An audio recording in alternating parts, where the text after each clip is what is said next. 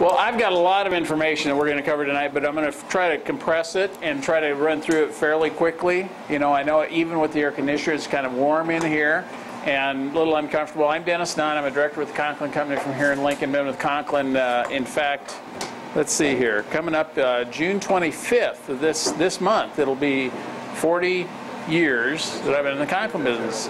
So hard to believe, Ben, but what I want to do is I got to show you this little video clip. There's a video. In fact, Jordan, you looking for paper? Okay. Jordan's going to hand out some paper, and one of the things, in fact, I'm going to write it up here for you. I'm going to show you a video as we kick off this evening on our foliar feeding topic. And the video here, you can find it online if you go to www.300bushel.corn.info, I-N-F-O. That's the extension. So 300bushelcorn.info is a website, or actually it's a YouTube channel is what it is. And what we're doing is we're posting up there.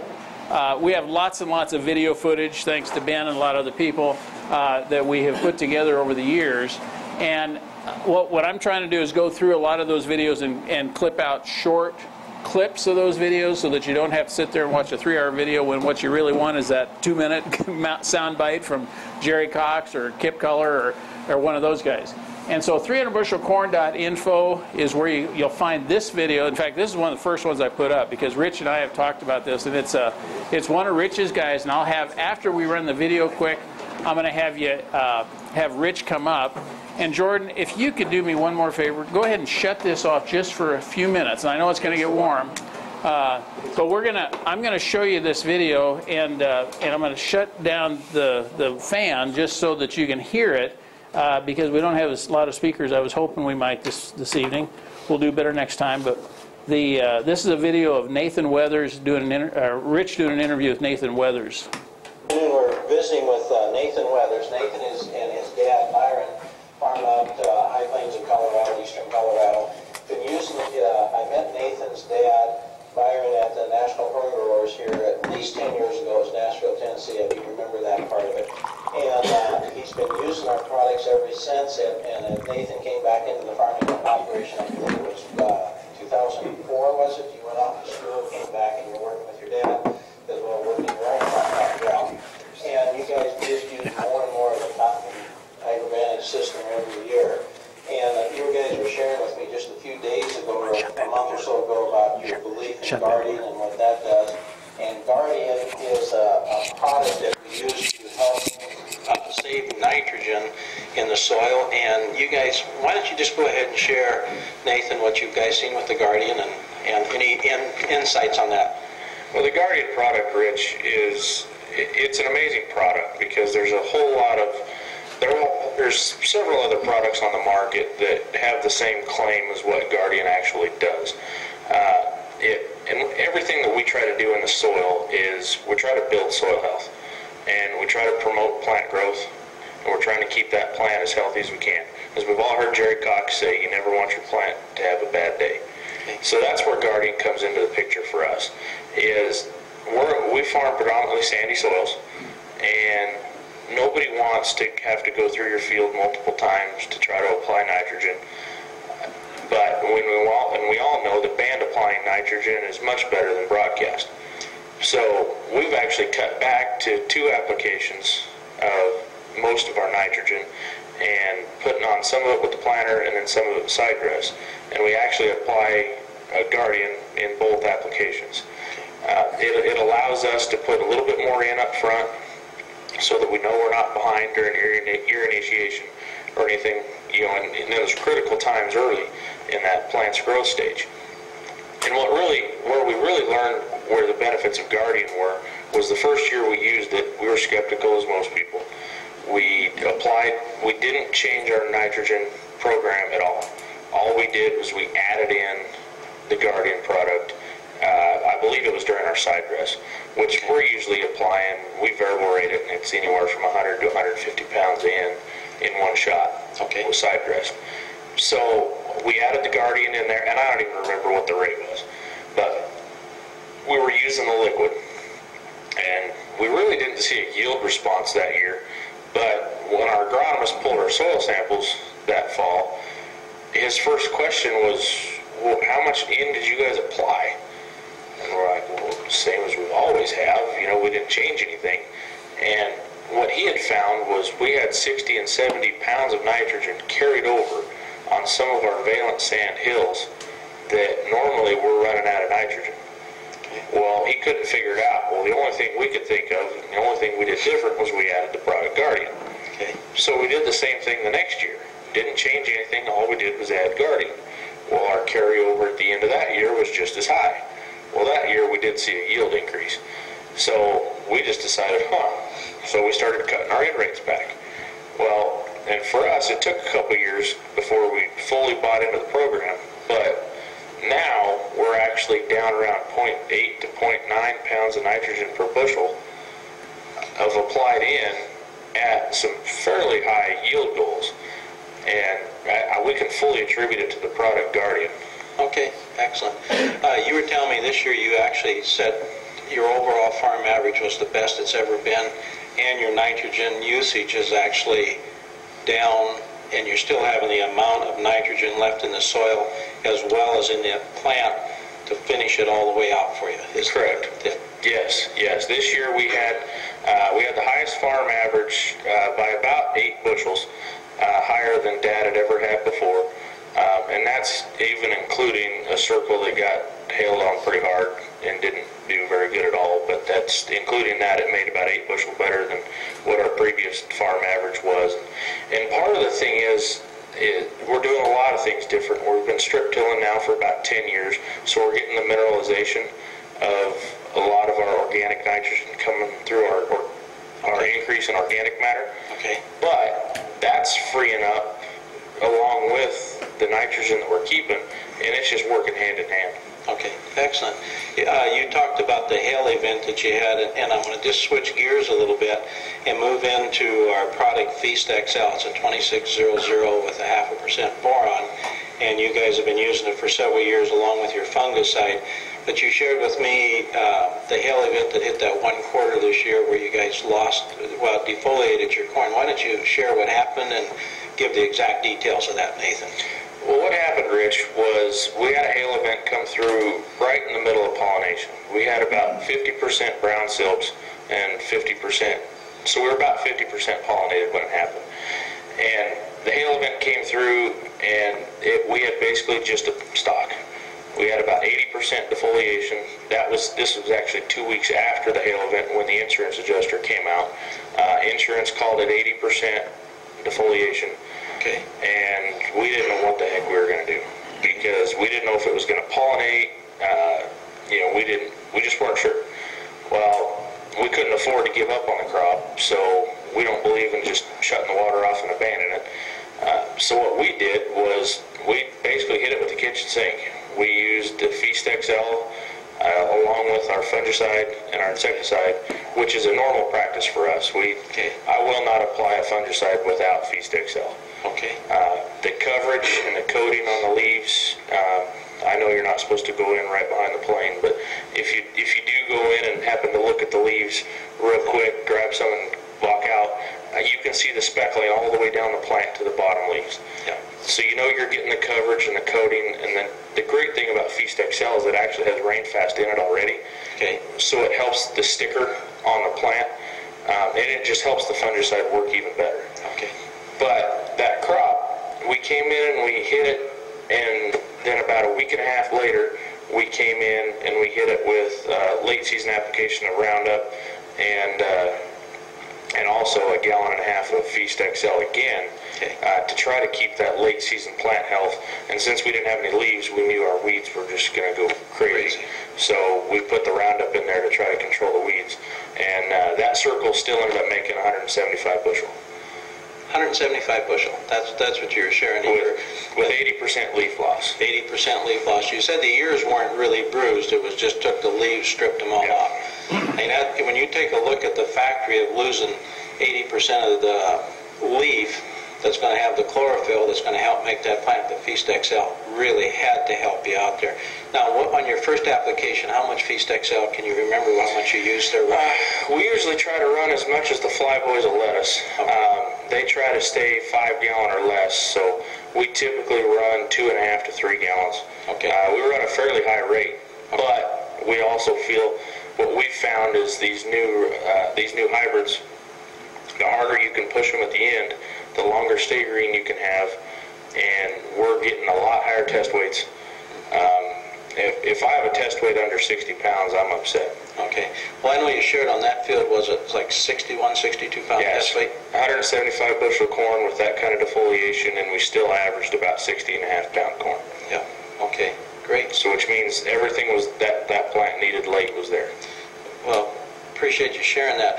Is there any overall things that you wanted to say, Nathan, there with the Guardian or Feast XL or any of the other products that you guys use? I know you've been using our products a long time.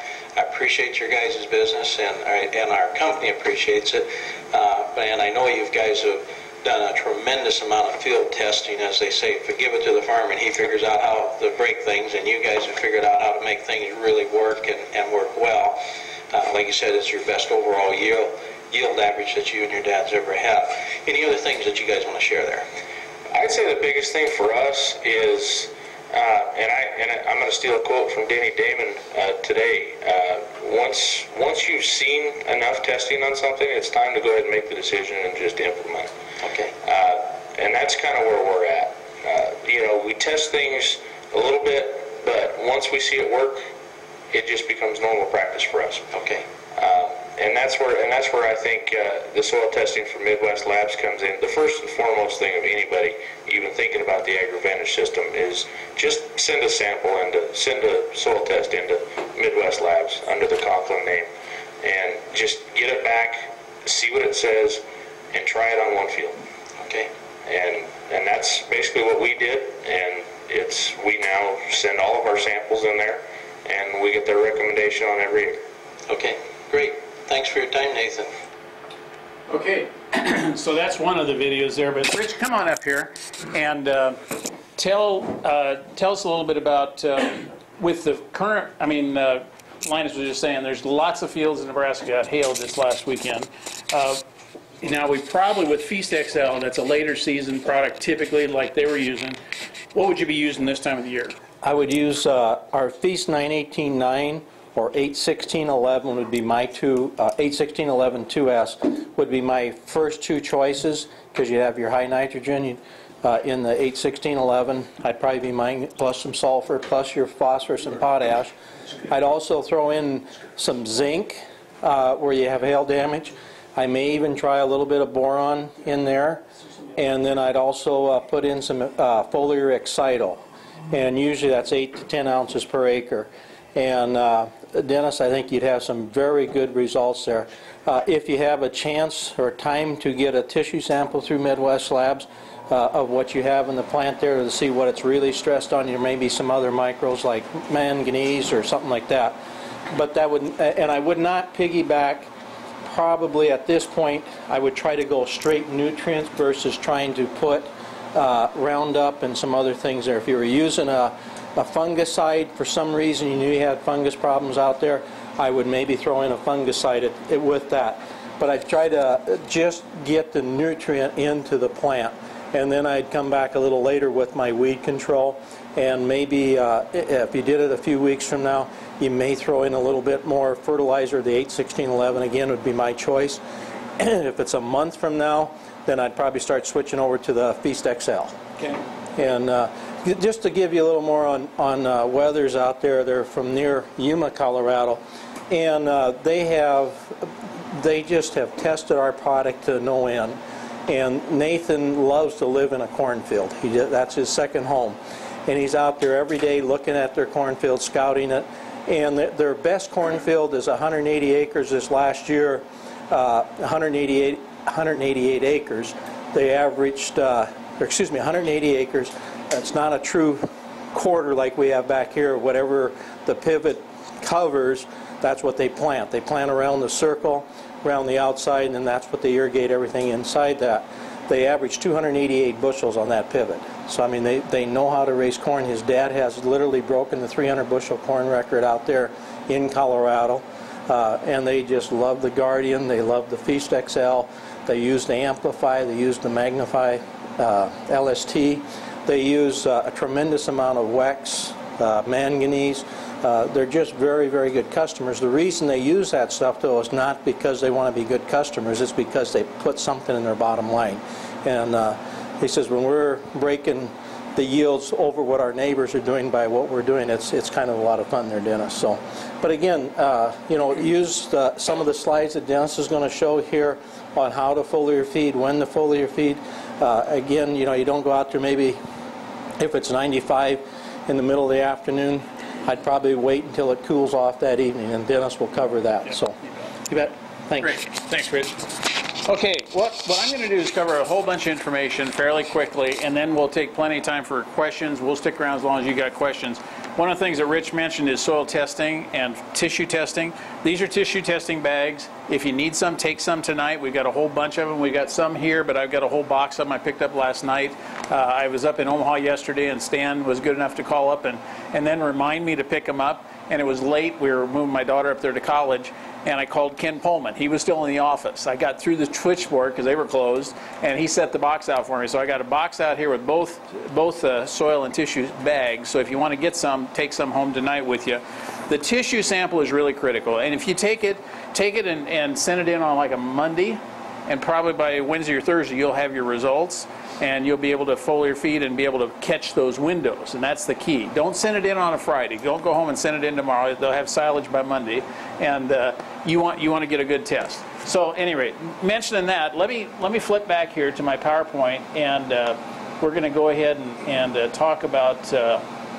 See if I can find my PowerPoint here. There it is.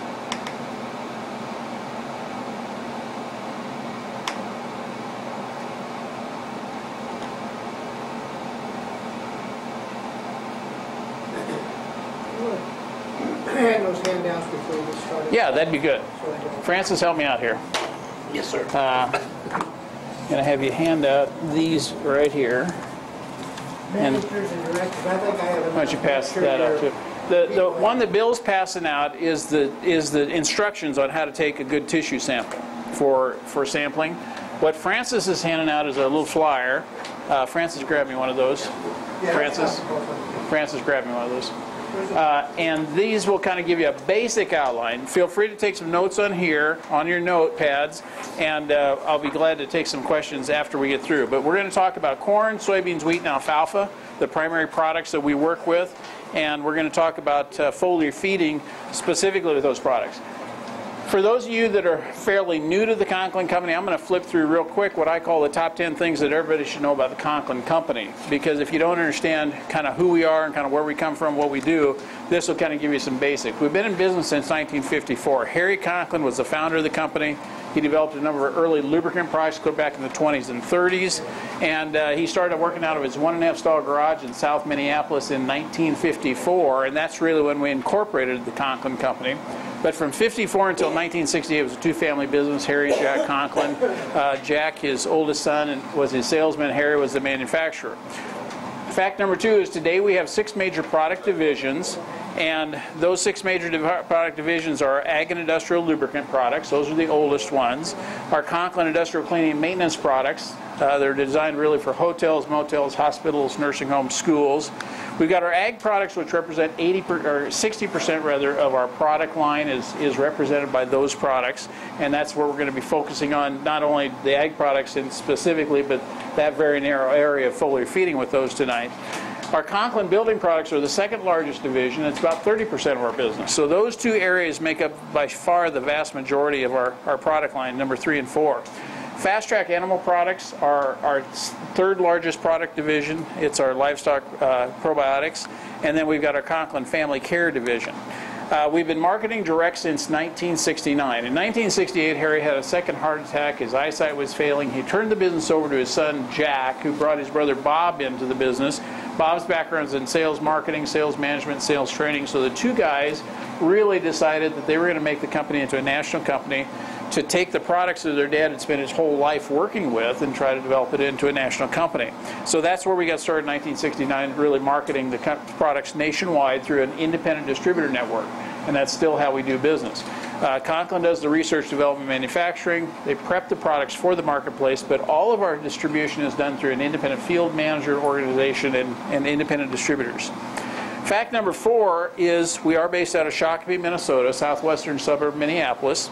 We manufacture 80% of our products there or in one of our regional fertilizer manufacturing facilities, and then everything is shipped direct from there to our customers and our distributors. Fact number 5 is the Conklin family sold the company in 1992 to a couple of distributors. In fact, they were from our organization, Charles and Judy Herbster. Charles grew up down here at Falls City, Nebraska. Judy grew up in Hoxie, Kansas. And the two of them came into the Conklin business. Charles set a number of sales records back in the early 70s. Actually was on staff with the Conklin company, developed a close relationship with the Conklin brothers. And when their health was failing and it was time to turn the reins of the company over to somebody else, Charles stepped up. Charles is, you got to understand a little Charles' background. He's an only child. His mother was an only child. His grandma Carricker was kind of the matriarch of the family. She did 2 things her whole life: milk cows and bought farmland. And when farmland got over $500 an acre, she said, it ain't worth any more than that. I won't pay any more than that. So she quit buying it in Nebraska and started buying it in Kansas and Colorado. And so Grandma Carricker always told Charlie, she says, someday you're going to have some money. But she said, as long as I'm around, you're not getting any of it. And he said she was always honest with him. But so Charles had the wherewithal when Grandma Carricker was gone, and Bob and Jack Conklin were ready to step out of the business. So in 1992, Charles purchased the Conklin company, and Charles and Judy worked the business. Judy has actually, for the last year, has had some real health issues. She's been out of the office since 1st of June last year with a couple of heart surgeries, actually 3 heart surgeries. And so she's had some health issues. I haven't talked to her recently, but they live in Kansas City and the farm at Carrico Farms in Falls City, Nebraska.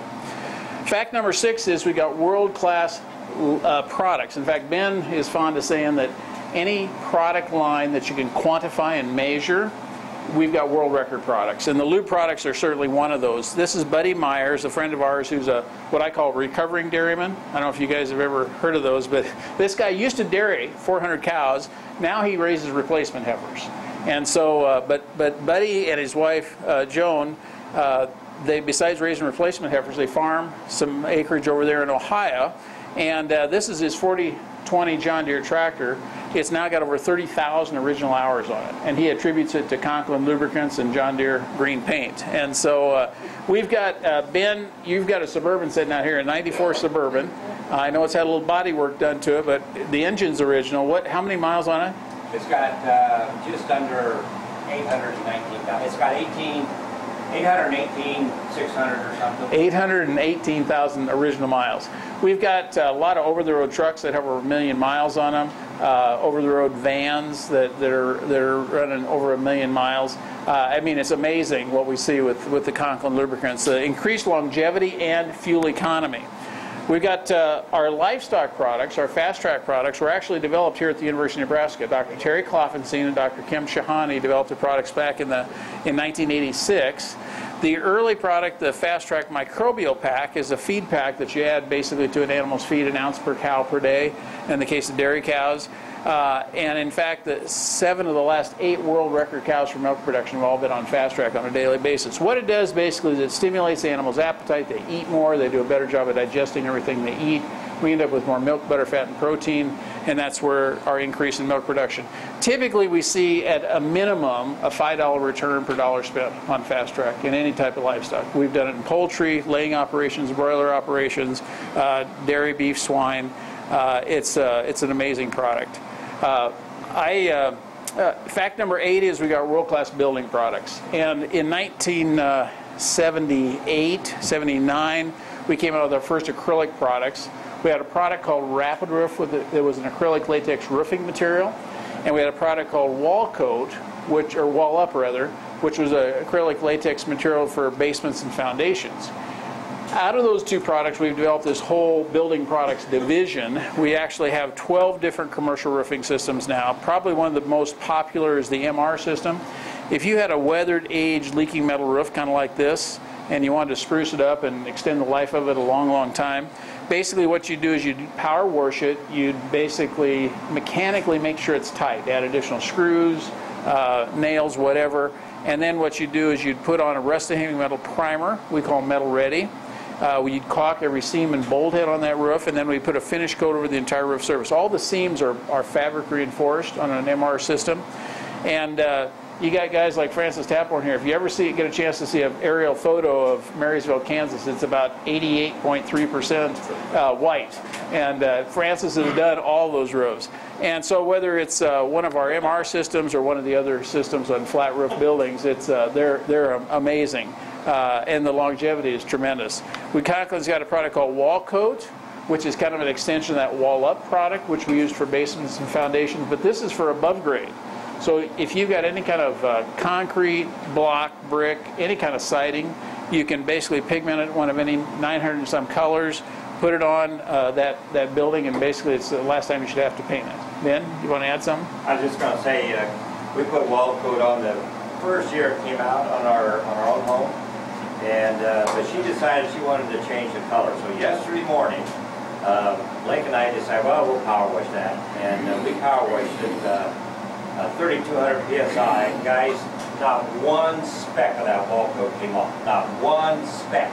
That is the most incredible product you have ever seen. Don't even think about painting your house. Wall Coat looks like paint from an inch away, but it's still got that flexibility to it. And I've seen, like on a rapid roof, Francis, you know this, when you want to clean a rapid roof for any reason, you can take a 4,000 psi sprayer with a turbo tip, and you can't get it off. It's an incredible, and of course Wall Coat and Rapid Roof are kind of sister products. But so how long has that Wall Coat been on your house? Well, you're 15 it's years a couple years? Yeah, I think probably 15 years. It's over 15 years, I'm sure, yeah. Now the neat part about redoing it is, initially we had to prime that wall board, and it was starting to fall apart. So we had to prime it, we had to caulk it. And so the prep time was quite a bit. Now it's just power wash and spray on the other coat, because you don't have to go through all the preparation. So what, has she picked the color yet? Yeah, well, she's picked the color. I like your positive attitude. Yes, dear. Yes, dear. Yes. And how many colors are there to pick from? Well, 3, right? yeah. Okay. One of the other applications that gets done a lot this time of the year is a lot of our contractors apply sprayed-in-place urethane insulation. Bill Lehman here does a lot of that. Last year you guys did a roof that was, what, 5 acres? 2 summers ago. 2 summers ago. 5 acres. This shows the sprayed-in-place urethane insulation, which has to be protected against UV, and that's what our coatings do. This is with the Rapid Roof product, or the Benchmark. Grain bins, interior foam is used on farm buildings as well. Great insulator. Every inch has just short of 7 R7 per inch. But if you'll seal the base of a drying bin like this, you'll cut your drying cost by about 30%. Typically, if you run much grain through it, it'll pay for it in the first year. Okay, we're going to talk about ag products. The Conklin company has developed what we now call today the AgroVantage system. And the AgroVantage system is this umbrella that has a number of products underneath it. We really have wetting agents, compatibility agents, pH control agents in one category. Those were some of our original products. We have a line of biologicals, seed treatments, forage treatments, biological products that are used in hay and forage preservative. And then we've got a fertility line that's really what I call specialty fertilizer materials, usually really designed for just 2 purposes, either right in the furrow with the seed at time of planting, or foliar applied over the top of a growing crop. That's really where it's going to be used. Francis Taphorn passed away. I'm trying to remember the year. 2000. What's that? Francis Taphorn. I'm sorry. Francis. You should have seen him shaking. I was looking at him. This is Francis Childs. Francis Childs passed away, I want to say 2008, Ben, I think. But Francis still holds the world record for dryland corn at 442.14. And Francis had a farm up in Manchester, Iowa, northeastern Iowa. And Francis, the very first year he used our products, he went from a world record of 397 bushels per acre to 408.22. It was the first recorded incident of a farmer going over 400 bushel official yield. The very next year, after making a few more changes, going through our ProAg 1, he went to 442.14, which still stands as the dryland. A new record was set this year, which I'll show you later on, by Dave Hula out in Virginia of 454. That was irrigated though. And so, but this is Francis actually in that field. He passed away in 2008. This is a picture, if you Google it on Google, this is the picture of Francis Childs that'll come up. And Ben took that picture over there at Francis's farm. It's amazing. Francis would kid, he says, as close as those corn plants are together, he says if a rabbit got caught between a row, he'd have to run down to the end of the field to get out. And that's about right. They actually had professors from the University of Nebraska here, Akeem Doberman, went over there and measured the amount of sunlight that they were capturing, and it was like 97%. I mean, it was dark down in the middle of those rows because they were catching all of that sunlight. What I ask people is, what do these farmers have in common? And what I tell people is, Francis Childs, who has the world record for dryland corn. Here's the Charles Hinkevine has the world record for dryland beans at 109 bushels per acre. Dave Hula has that new world record of 454. Mike Pekarsky still is deceased now, but he still holds the state record for North Dakota at 298 dryland corn. Ray Rawson has farms 22,000 acres up in Michigan. Here's Jay Myers, who's a 7-time state winner out of North Dakota. Bill Darrington over here in Iowa. Gary Porter from, he's right on the border of Missouri and Iowa. He's won national championships in both states. Here's Jerry Cox, who's done a lot of meetings with us over the years. He's been using our program for 12 years. Steve Albrecht, last year he went over 400 bushel. And then Kip Cullers, who's got the world record for soybeans at 160.6. And what these guys have in common is they have what I call the gift of dissatisfaction. They're not satisfied, I can tell you, with where they are. Their common denominators are they're all world record holders with multi-year NCGA corn yield championships. Even Kip has a number of national wins in the corn competition. They're producers that wouldn't be satisfied with 240 bushel corn or 70 bushel beans, and they regularly use our products to increase their yields, including foliar applications at critical stages, which is specifically what we're going to talk about for the rest of our evening. Application and timing is really key, and before we get into what I would call true foliar feeding, I want to first of all talk about this issue, because this is one I'm always amazed, even though this has been around for 13 years now. 13 years ago, an article came out in a magazine that John Deere puts out called The Furrow. And in that magazine, the article was entitled The Missing Micronutrients. And what they discovered was whenever you use Roundup Ready genetics and you hit it with Roundup, yeah, you kill the weeds and you don't kill the plant, but you do create a yield drag on that plant. They don't always, I don't know that they all know all the genetic and the chemical components that go into that, but basically here's what Huber, and he worked directly with a fellow from K-State over several years to discover this, but what they found was the reason that you would ever see something like yellow flash in a field where you get a real heavy dose of glyphosate is because that's an extreme application of glyphosate, maybe a doubling up at the end of the rows or something. And what they've found is what happens is that there's a deficiency of manganese, and that's what's creating it immobilizes manganese, and so you can't get enough manganese up into that plant. And so manganese is the one that's really affected by and creates that yield drag. And so as a result, what they found was that you can eliminate this undesirable effect completely by applying manganese with your glyphosate. But they're very, very specific. It's got to be a chelated manganese, and the reason you want a chelated manganese is chemically treated. It's actually chelated is the term. It means claw in Greek. But basically the EDTA chelation agent holds onto that manganese, so when you dump it into that chemical solution, it doesn't tie up with your chemical and make your chemical inefficient. And your chemical will still work, but you've got a source of manganese that won't get tied up but is available to that plant. And so that's the key, is 1 pint of our chelated manganese, which meets their specifications, we typically see some really nice yield response, and all it is another $4 an acre, and you drop it right in the tank with your glyphosate when you're spraying. Here's some test results from over in Indiana and Illinois on several different varieties. There were pretty good yielding beans. 44 was the low, but a lot of these were 60s. And when they used 1 pint of manganese, those varieties all averaged of 7.4 bushel yield increase. Well, 7.4 bushel at $10 a bushel would be a $70 return on a $4 investment. I tell people forget about that. Let's not even talk about 7 bushel. Let's talk about half that, 2 or 3 bushel. 2 or 3 bushels, a $20 to $30 return on a $4 investment. And that explains pretty well why every customer that I work with puts a pint of manganese in with every acre that they spray with glyphosate, beans and corn. Now, we have a lot more data on soybeans in terms of actual yield response, but even on corn, we feel like we're getting the same kind of fairly similar yield response. So, you know, 2 or 3 or 4 bushel on corn isn't the kind of payback it is if you had 2 or 3 or 4 bushel on soybeans, but it's still pretty significant when you're only talking. In fact, if you get, depending on how you buy it, you can get it down below $4 an acre to use it. So that's the program.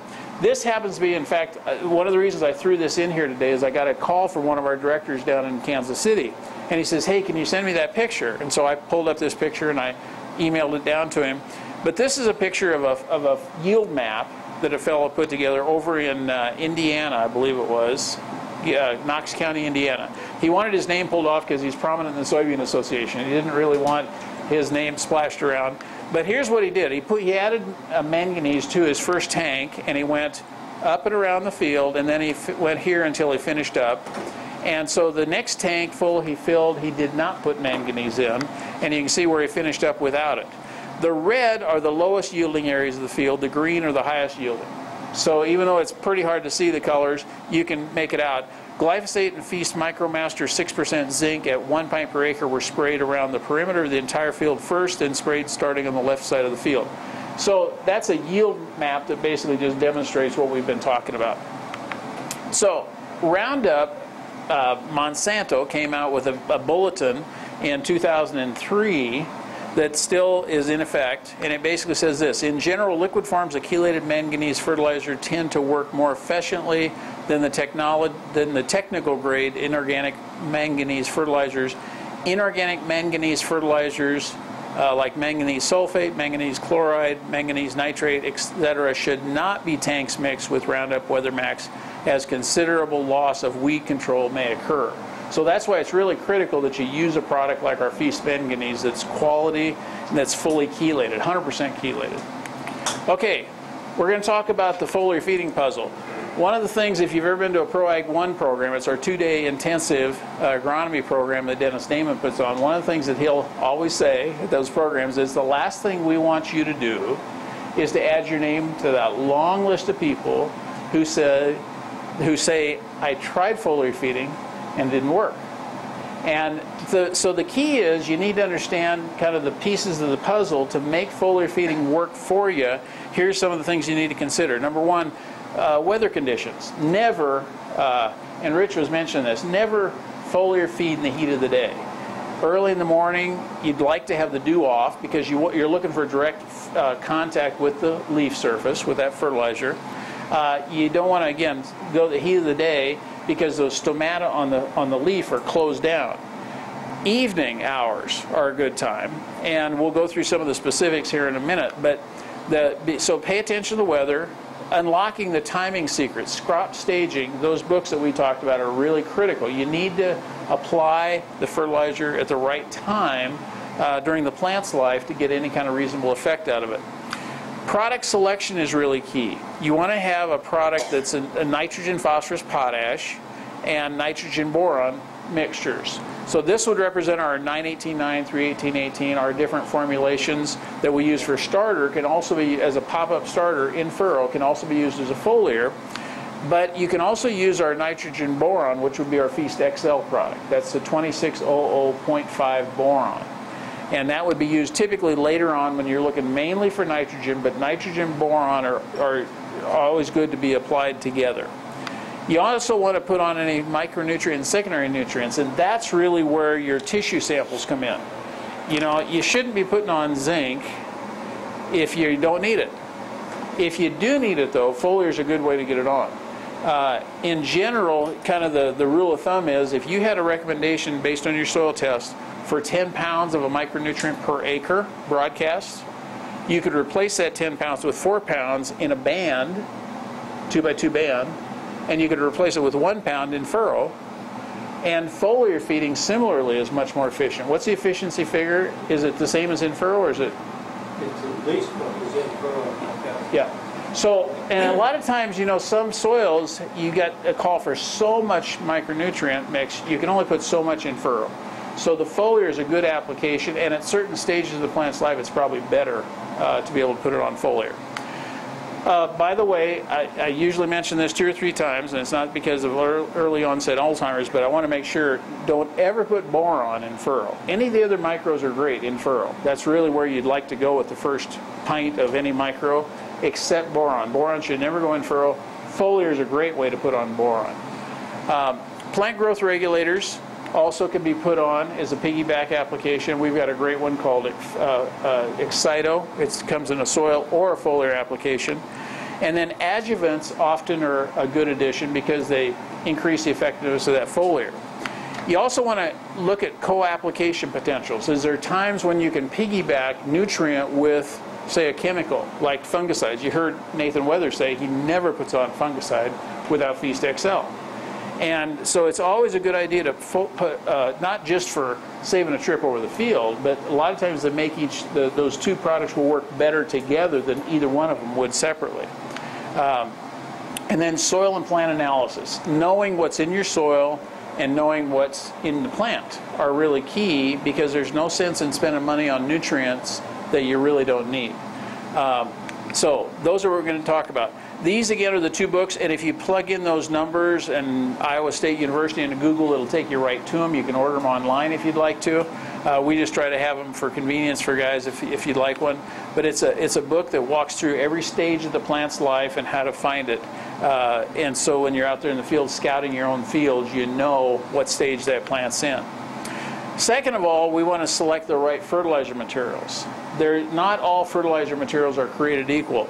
Our materials are typically an orthophosphate, true solution materials. There can be considerable quality differences between and among the NPK materials that are being sold and promoted as suitable for starter foliar feeding applications. The metals content limitations detailed in Monsanto's fact sheet on NPK fertilizer suitable for use with Roundup Max formulations are often exceeded by many of the lower price, lower quality materials in the marketplace. That reminds me, I don't have it with me, but I just got a sample today back from Midwest Labs of a fertilizer material that we had one of our guys, he was mixing in some of our materials with a 1034O, and he was having mixing problems. I've never run into that before, so I knew there had to be something. Well, number one, he had 3,800 parts per million of iron. Now, I'm guessing it probably is rust. Rusty tanks is probably what it is. Number 2, he had high levels of cadmium. Cadmium is a heavy metal, and it'll cause germination problems with just about any crop if you're putting it in furrow. The third thing is he had, in addition to cadmium, his pH was 5.99, so it was fairly acid as well. But he had several issues with that material. So typically, our material is made from food-grade materials. We start out with white phosphoric acid. White phosphoric acid is the same material that they use to make Coca-Cola and soft drinks. We add to that potassium hydroxide. Some of you guys are way too young to remember this guy, but there was a fellow that used to be on the radio all the time by the name of Paul Harvey, and he used to advertise kava, acid-neutralized coffee. Well, they acid-neutralize coffee with potassium hydroxide. It's a food-grade material. And then the third material that we add in there is a low biurea and aqua ammonia, very pure forms of nitrogen that are not going to burn the plant if they're put in the furrow or foliar applied over the top of the growing plant. So that's the base stocks that we work with.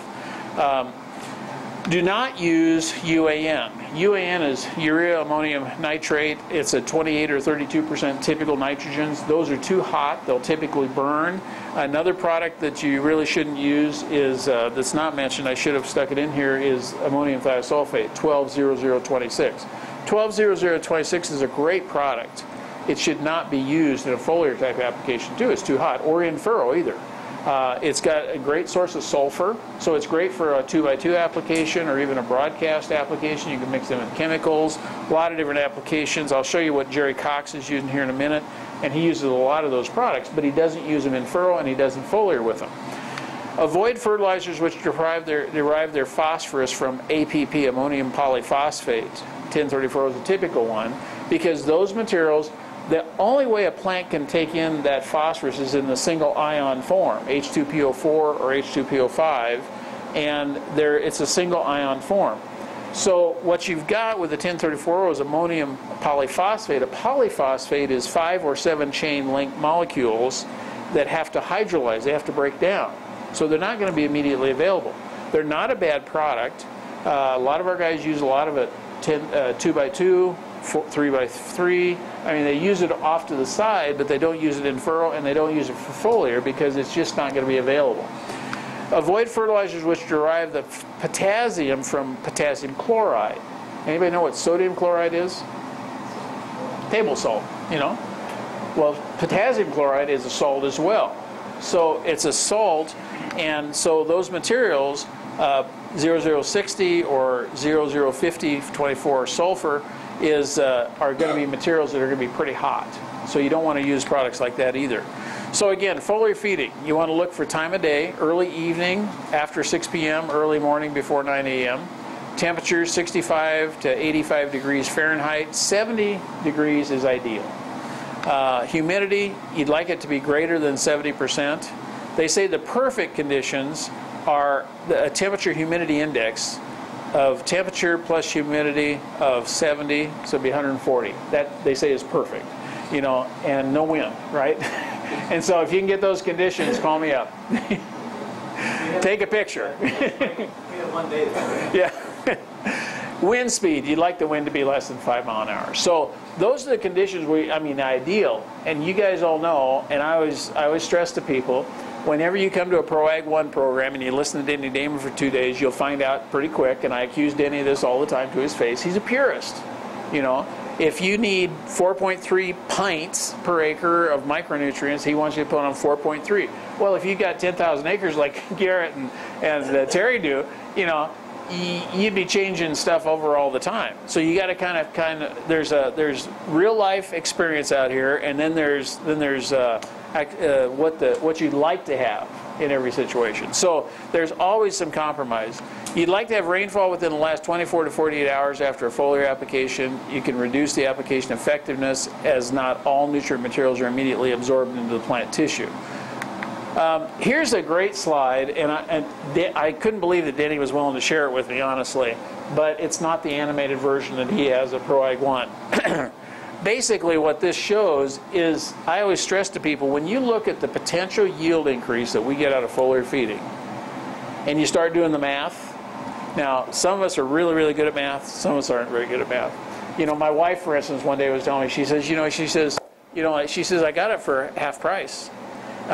And she was explaining to me that if you buy 2 of them at half price, then one's free, you know. And I just don't understand that kind of math. But this kind of math, I can't figure out either. Because when you look at the foliar feeding that you're doing, and you figure the actual pounds of N, P, and K that we put down, and let's say you get 5 or 10 or 15 bushel, take the analysis of that corn or soybeans and figure out how much N, P, and K is in that 5 or 10 or 15 bushel, and you're like, how can you get that many pounds of crop out of that few pounds of nutrient?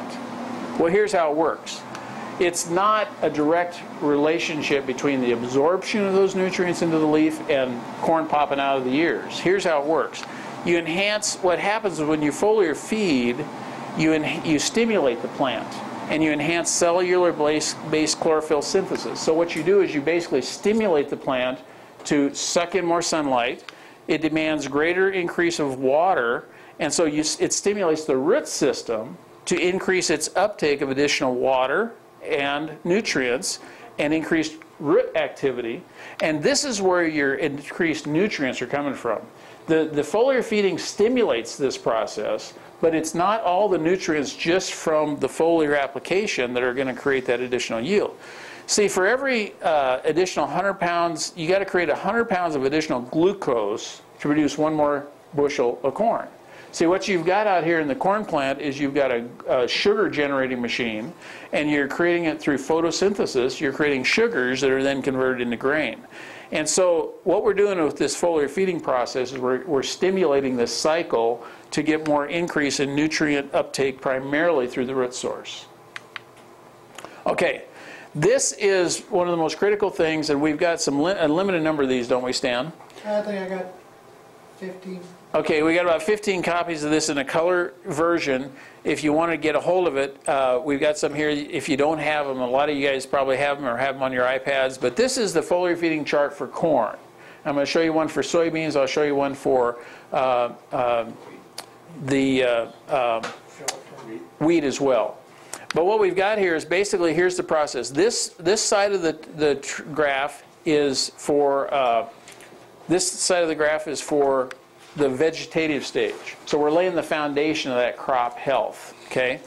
And then this is the reproductive stage. So here what we're having is pollination. So what we're looking at here is at the V1 to V2, we want to go in there and take our tissue sample. If you take those tissue sample booklets from Midwest Labs, it'll tell you that you go out there across the cornfield and you take the full plant, you just cut it off at the ground level, you stuff them in your bag, you send it in to Midwest Labs so that they can analyze that tissue. See, you could have done everything right. You could have farmed as good as Kim Holly and got everything in the furrow that it needed, that it should be perfect, and yet the plant maybe is still lacking some zinc or some boron or something. And so that's what you're trying to find out with that tissue sample. And so with that result comes back, by the time you get over here to V3 to V5, that's when you want to be ready to do your first foliar feeding. So one of the things, the guys that do a lot of foliar feeding will keep some inventory on farm because quite frankly we can't get it to you fast enough a lot of times to make sure that you got the right stuff at the right time. So if you've got certain micronutrients that you just know are always going to be short, you need to make sure you probably, between you and your manager, you have some available to you. But here basically at the V3 to V5, and you'd like to start in on the first part of that window because quite frankly, weather events and everything else happen and it may throw a wrench in your plans and you wanted to be out there today, and if you wait till V4 or V5, the window could be closing. And here's what we say is if you call us up and you say, hey, I'm already at the V5, what do you think I should do? We'd say, wait, just don't waste your money. Don't waste your time, effort, and money because you've already missed the window. Now, what's this window? Well, what this window is, it represents the time when that corn plant is determining the girth of the ear. So how big around that ear is going to be determined right here. And you want that plant to think it's got plenty of nutrient, it's ready to go. So then we can go out here, and if we want to, we can take another tissue sample here. This is the most critical. I think if I was to give you some advice, I'd say the earlier, if you can get the front end right, everything is magnified, right? Because if we get the plant started right with a good in-furrow placement program and our micros and everything, the earlier applications will give you the most bang for your buck, is what I'm saying. And so if you wanted to, you could do another tissue sample here, and it would tell you, okay, based on our first foliar feeding, have we corrected any deficiencies or do we still have some? And then you can come in with your second foliar feeding, and typically this first and second foliar feeding is going to be either 9-18-9 or 3-18-18 or our 8-16-11-2, which is a blend of the 9-18-9 with a gallon of Sidekick blended in with, is it 4 gallons or 3.5, Rich? I'm trying to remember. The 8-16-11 is 8 gallons of 9-18-9, 1 gallon of Sidekick. Okay. So what we've got here is in this second window here from V8 to V12, that's when the length of the ear is being determined. And so what we're trying to do here is, again, tell that plant, hey, everything's perfect in your world, nutritionally speaking.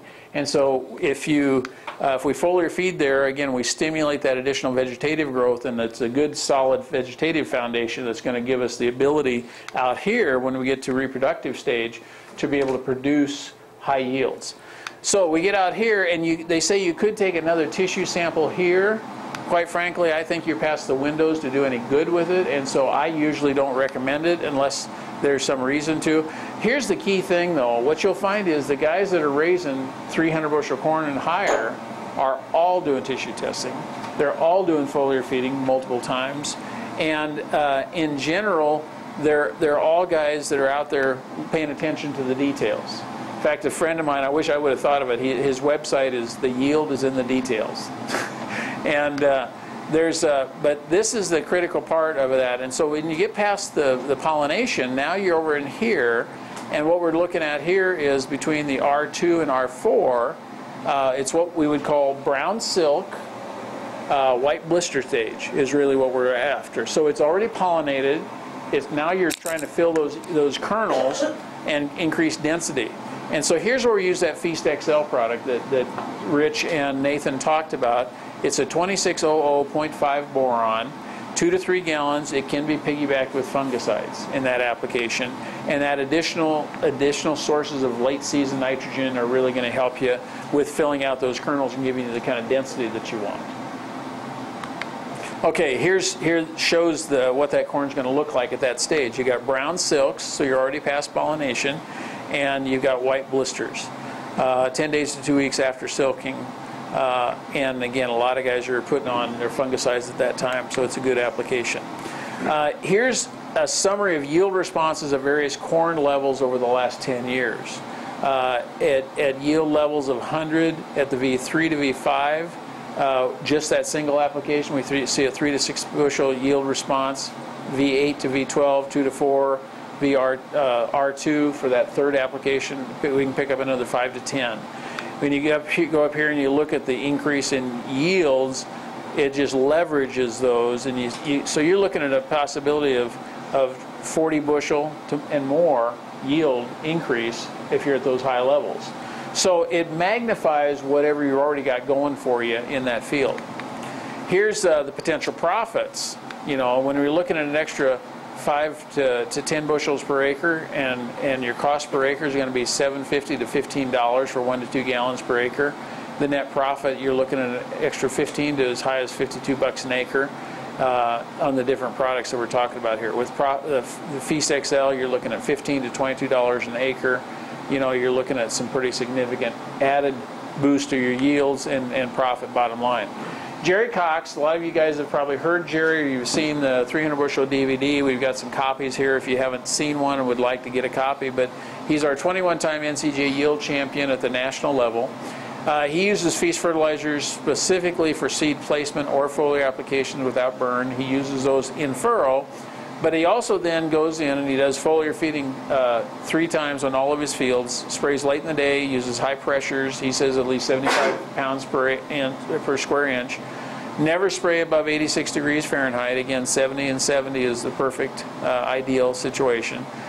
You want to combine the temperature humidity index in that range of 140 to 160, and you use a calendar to keep track of your cropping stages. Jerry will carry those books with him in the pickup every day during the growing season. Again, here's his program specifically. At V3 to V4, he uses a ground rig and he puts on 2 gallons of 318-18. He puts on a half a pint of boron typically and a half a pint of zinc, because typically on his soils he always shows up short. Foliar Excito, he uses 10 ounces per acre, and that's our plant growth regulator. What the plant growth regulator does, it stimulates cell division and enlarges cell size, so you get a bigger leaf surface. So you're enhancing the solar collector, so to speak, that you've got out there in the field. We had our Rain Fast, which is 100% active ingredient wetting agent at 1 ounce per 100 gallons. Don't go any higher than that, okay? You don't need to. Some of our products, like Feast XL, actually, does Feast XL have the Rain Fast in it? It does. It does, a little bit, at least. A little bit. Yeah. Water's added to make 8 to 10 gallons in his operation to get the right amount, to get his pressure up there. Now he comes in at the V8 and he does exactly the same thing, except he doesn't put any of the Foliar Excito in. The Foliar Excito, again, is one of those products, because you're speeding up cell size and enlarging the leaf surface, you really want that on that first application. The earlier in the plant's life, the better.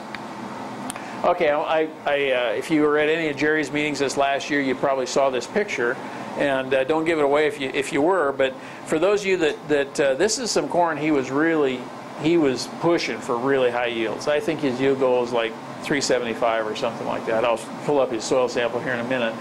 But take a look at this corn. It started coming up, and these bottom leaves started turning yellow, and he was concerned.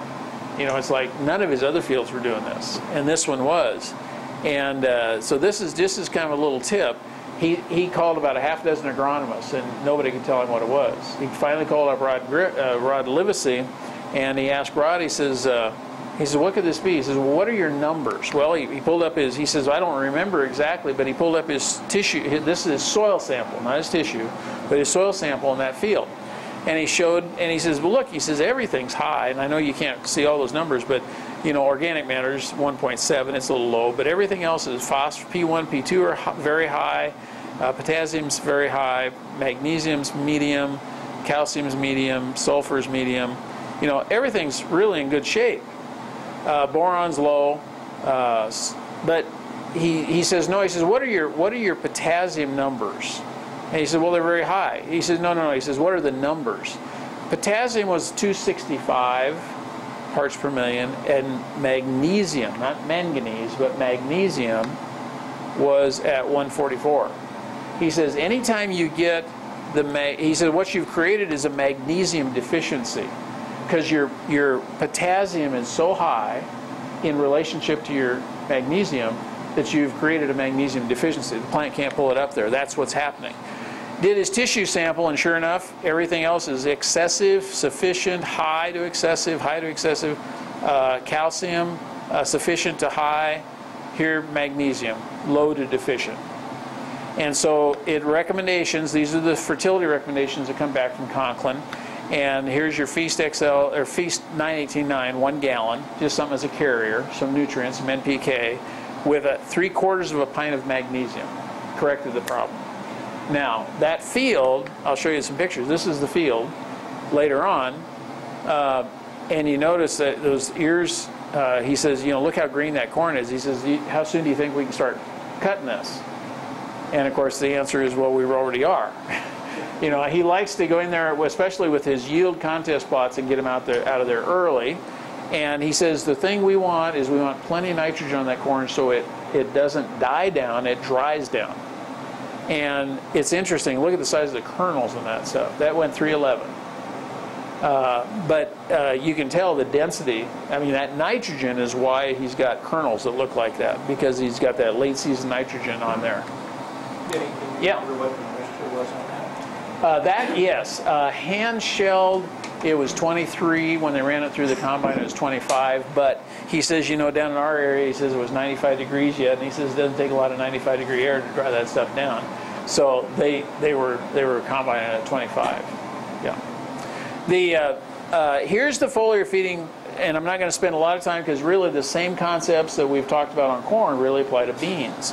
The windows are fairly similar. That 3rd to 5th trifoliate is when a lot of guys are out there putting down some glyphosate. Well, definitely put some manganese in there, but also, Danny, you've got a couple of brothers down here at Fairbury, the Johnsons. I know the very first year they tried some 918-9, they put 3 gallons of 918-9 on with their glyphosate. And they said they'd never been able to get more than 55 bushel an acre beans off of this circle. And they said, well, maybe 1 times 60, but they yielded over 70 bushel on that circle. And that was really the only thing they did different. But again, these are the windows, and if you've missed those windows, just skip it. You know, you'd be better off saving your money and the frustration and just wait. But there are, again, tissue sample is a good way to know what you're there for. At yields of 40, 60, and 80 bushel, here's the kind of yield responses we get. Manganese, we always get across all levels, a half to 10 bushel. Again, it'll vary, but manganese, here's what we're seeing.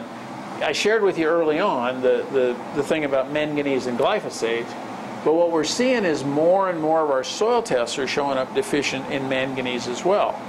And somehow it probably has some relationship with our extensive use for a lot of years of glyphosate, and so manganese is becoming more and more critical as a part of your normal planting program.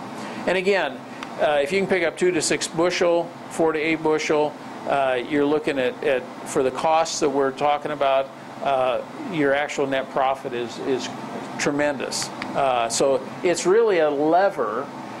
What I tell people is you need to understand foliar feeding is not a way to fix things. You know, if you got poor fertility and everything else, or you got a crop that's really, you know, just got all kinds of problems, foliar feeding is not Now, for rescue applications like hail, like we talked about, that's a different story. But in general, you want to take healthy crops, and what we're seeing with the NCGA yield winners, these are guys that are going out there routinely and taking tissue samples of healthy looking fields to find the hidden hunger. Most of us have never tissue sampled a field unless we thought there was a major problem, right? And these guys are out there because they know that they need to fine-tune those things, and they need to know if there's a hidden hunger that they can't detect without running it through the lab. Okay, here's on wheat. One of the things about wheat is that, you know, so much stuff is dependent upon our weather and moisture, especially when you're talking about wheat, most of which is dry land by far. And so one of the things that foliar feeding does is it gives you the opportunity to look at, see how the crop's doing. I mean, if you don't have a good stand, what do you do in the springtime? You know, might rip it up, right? But if you've got a good stand, now you start considering, okay, can I leverage this good stand with some additional nutrient to get it going to the next level? And so that there's a whole series here of applications when you're dealing with yields of 40 to 100 bushels per acre. And we look at the GS1, GS2 application with herbicides and fungicides, and then the GS8. And again, that chart's available to you as well. Here's some yield, and I'm going to share with you just a little bit about Feast XL. Okay, yep. I want to talk a little bit about Excito as a plant growth regulator, because it's got some real applications on wheat. And if you got some wheat in the field today, Excito might be a product that you might want to consider. Herbicide and fungicide mix only was applied here, and they got 60.7 bushel wheat. Here, when they added to that application just 1 gallon of Feast XL, they got a 3 bushel yield response. And so we can get some pretty significant yield increase at the right time with the right products. Our Excito, again, is a plant growth regulator. You use the foliar product. You apply 8 ounces per acre. 8 to 10 is kind of the normal range. At the transition to flowering, what they call Feast Stage 2 or Zadox Stage 21. If water is used as the carrier, adjust the water pH to 6. Excito is a product that is pH sensitive, and a lot of your chemicals are pH sensitive. Take a pH meter, stick it in your water, find out what the pH is, and if it's not the ideal in that neutral range, you're going to want to adjust the pH of that solution before you add the Excito to it. Excito works much better at that pH range where it's designed to work. Foliar feeding at Feast Stage 2 using Excito. This is from the University of Wisconsin on soft red winter wheat. But what you see here is their control versus their foliar, and the only difference is with Excito. And so you had 71 versus 73, 99 versus 114, 85 versus 93. So they're looking at 3 different varieties. Well, no, average 2 varieties. This green one is the average of the 2. Here, what we've got is at various Feast stages, North Dakota State University. And so what they got here is a control. Here's at Feast 1. Here's at Feast 2. So what they're comparing is when's the best time to apply it. And we've got a lot of research here. 85 versus 94. Or 94, so you can see that first one is a good application on that first variety. The 80 to 89 to 83. Obviously, in this variety, the first application is more critical than the second. But you can see they all worked really the best if you can put it on in that early stage. So again, because it's going to affect the foliage, the vegetative stage of that plant, the earlier you can get it on, probably the better. Okay, here they're comparing at a whole bunch of different stages, and again, the earlier ones got really positive results. The later you get into it, you actually had negative results. So again, you want to be in there early.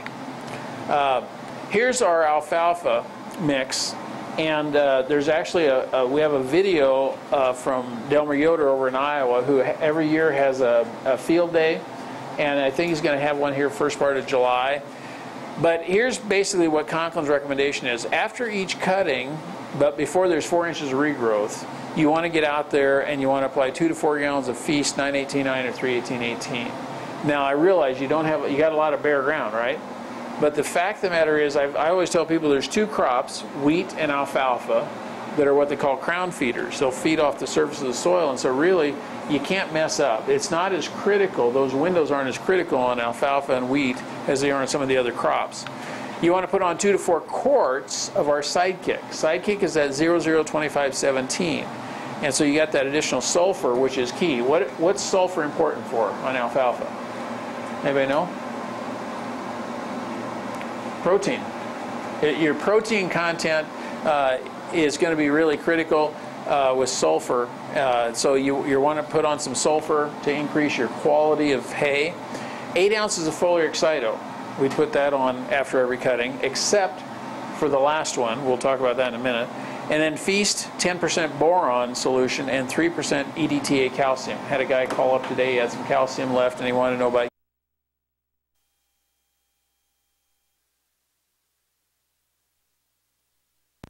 a Feast 918.9, 1 gallon of Feast Sidekick, 1 pint of Feast chelated calcium, 1 pint of Feast complex boron, 1 pint of Feast chelated manganese. And he's talking a cost of $36 an acre. Optional would be 10 ounces of foliar Excito, which is going to cost you about another $10. And then you've got your another optional 1 pint of zinc. Here's his grass hay program. On grass hays, he goes with 2 gallons of XL, 1 gallon of Feast Sidekick, 1 gallon of Feast 918.9. So he's got some more nitrogen with the Feast XL and the Sidekick. And the Feast there. With Sidekick, you got the additional potash and sulfur, and then you've got some 918.9. 1 pint of Feast chelated calcium, pint of complex boron. Total cost about $35 an acre. Here's one of the things that I pulled together. I don't know if any of you saw this magazine article when it came out. This is Dave Hula with his 454.98 bushel per acre new world record.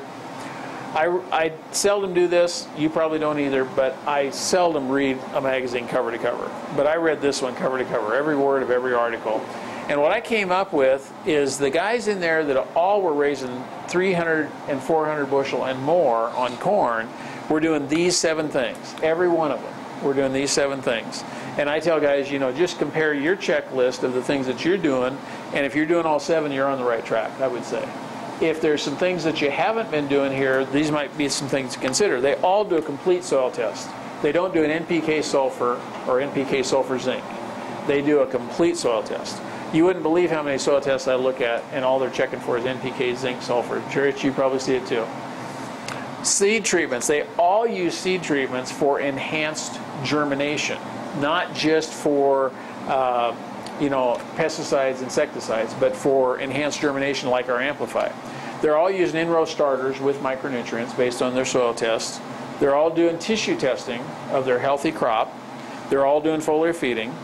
They all do late season nitrogen application. Jerry Cox flies on 100 pounds of urea, dry urea, about 10 days, 2 weeks before tasseling. They're always learning. These are the guys that you'll see at every one of our ProAg 1 programs and our ProAg 2 programs. That my son Jordan was with me up at and Brian was up there at ProAg 2 we had in Omaha here a couple months ago. When was it? March. And there was Kip Keller and his wife Michelle and Jerry Cox sitting there for the full 2 days. These guys are always learning how to go to the next level. I've got just a few more slides here because I want to make sure that you know about this new product that we've got available for testing only. It's only available to our existing distributors, but Kip Cullers, who set the world record at 160.6, has developed a product down in South America. For the last 3 years they've been marketing it down there, and he's making it available to us to market exclusively here in the United States. And what we're doing this year is strictly testing it. Okay? How many of you in here have some? There's handouts on it. Yep. How many here, pass this out, friends? If you got one of these and you don't need it, don't bother, but take one if you'd like one. This is a full packet on the information on the product. I won't go through it a lot, but here's the idea. This year we're just collecting data. We don't make a dime on the sale of the product. It's a program where you can get the product. It's only available through the end of this month, and it has to be shipped by July 15th. It's a foliar feeding product that goes on a quart in that first window. So it'd be in the V3 to V5 on corn, or the R3 to R5, or I mean the third to fifth trifoliate on soybeans. That's when you want to be putting it on. So it can piggyback with glyphosate. It can be piggybacked with some foliar nutrient as well. And the second window is trickier. And again, I believe that probably with this product, just like with most of the other products I've talked about, the earlier you can get it on, the better. So if the two applications, this would be the one that's most critical if you still got the window. The second window on corn is 10 days to 2 weeks before tasseling. So it's a little earlier than our brown silk. Okay, it's before tasseling. On soybeans, when you see the first flower, you want to be out there. So again, these are some that probably are going to have to be flown on. And again, it can be piggybacked, but you're going to need to recognize those. Here's some pictures from South America. Obviously, increased foliage. He says it affects both the root system as well as the leaf surface. You should get a larger leaf exposure. His whole point is that, you know, we've got so many days of sunlight, so many degree days, and what we're trying to do is increase the size of our solar collector. Here's some soybeans that have been treated with it down there in South America. Here's, if any of you speak Portuguese, I think what this says is 8 days after the second application on corn. So what you've got there is this is 2 applications on that corn, but 8 days after the second. Pretty dramatic difference. But here's your rates. 1 to 2 quarts at first application again on corn is V3 to V5, and second is 1 week before tassel. On soybeans, first application V3 to V5, it's a third to fifth trifoliate, and the second application at first flower. Here's the deal. That product is available in 5-gallon containers only. I've had guys wanting to buy it in totes. They will not sell in totes because, number one, they say it's kind of thick. They don't really know that we're experimenting with everything, but basically it's only available in 5-gallon containers. It's $45 a gallon. That $45 a gallon in a 5 equates to $225 for a 5-gallon container, and you get a $20 rebate if you turn in yield data. Now, the more data you can give them, the better. If you've got a tissue sample, a soil sample, if you got, you know, the more information, the better. But you got to have at least, you know, with and without. You can't say, well, look better. That doesn't fly. You got to submit yield data that's got at least bushels. Replications would be real strong if you could possibly do any, you know, at least a couple, 3 replications. But we want test weight and we want moisture content at harvest time. But if you submit that by the 12th of December, Conklin will credit your account with $20 a gallon on whatever you purchased. And they limit your amount that you can purchase this year. But I start out with our top 10. Top 10 fact number 10 is that we're committed to personalized service. That's how we work with our independent field managers and distributors. We do offer Farm Plan or John Deere Financial, and so a lot of you I know use that program with us. So bottom line, that's what we're going to talk about tonight. Anybody got any questions? Stan? Just want to mention this, a reminder, I know quite a few here have tracks for everyone, and we're going to have come with Pro Ag 1s. Yeah. We've got some tentative Pro Ag 1s scheduled, and when you come into the business to get a wholesale account, you will get a credit for a Pro Ag 1, but if you don't use it, you lose it. Okay, and so it's important to get scheduled for one of those if you haven't. A lot of our guys go every year. Some of them go multiple times every year, but it's really important. The other thing that I would mention to you is if you haven't, consider putting in a test plot, or maybe if you've got a test plot, consider having a field day. A field day is a great opportunity to kind of show off what the products are doing in your area. And Conklin actually has a program, and I'm not going to pass these out, but I'll have them up here. This basically explains our test plot program and our field day program. Conklin will actually contribute some money if you have a field day. But here's the other thing. If you come to a field day, let's say you say, no, I'm not going to do a field day, that's fine, but you need to get to one. And the reason is typically, if you come to one of our field days, number one, you can usually pick up, and I haven't heard that this is confirmed for this year, but I'm hoping that we'll have the same program we did last year, which is you'll get 4 free soil tests or tissue tests. Well, that right there is about a $100 value. But the second thing is there's some additional discounts available to you if you attended a field day. If next fall you're placing an order and you haven't been to a field day, there's discounts that will not be available to you. So Conklin really wants you to come out to the field days, take a look at what the crops are doing in different areas. And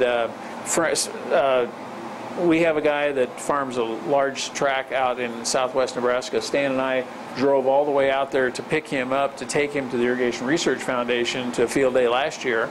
And it probably saved him somewhere in the neighborhood of $5,000 to $10,000 on his order this spring. So it's really important to get to the field days when they come around, and they'll be well publicized. So if you're interested in knowing what it would take to put on your own field day, I think we're going to have one. Bob Waldemuth, I think, will have another one at McCook, Nebraska area. I think we're going to have one. Todd Hoffman had talked about having one out here just Junietta, Nebraska. We've had one the last couple of years down here at the Norris School, and I'm not sure if they've got that set up yet for this year or not. Just across the river into Iowa, Preston Groby usually has a field day over there. Francis, are you guys putting anything in? Richard? Okay, Richard has they've had some really fine test spots down there at Richard's place at Axtell, Kansas. So be sure and plan to try to take in one of those field days. Jim Jarvis is having one at Cow Patty, which is a great opportunity to golf and some pasture golf, and it'll be a fun time. It'll be a great time, and it's August 26th. He's always got his date set. Yeah. So I'll try to get flyers. Yep, we'll be getting flyers out on those. The other thing I wanted to mention, make sure that you knew, is that there is a slight, it's not huge, but there is a slight price increase on the several fertilizer formulations the 1st of July. So if you need something for foliar feeding, I'd get it ordered and get it delivered as soon as you can. We're still shipping out. And if you don't need a full truckload, let us know, and we'll try to coordinate it with a load. We can typically get 2 and 3 compartment trucks going out and help meet your needs as best we can there. So, questions? I know I covered a lot of stuff real quick, but I want to respect your time. Just to add one thing with the Excitol, I think it's a huge sleeper in our product line. I've got a farmer that has about... Get up here.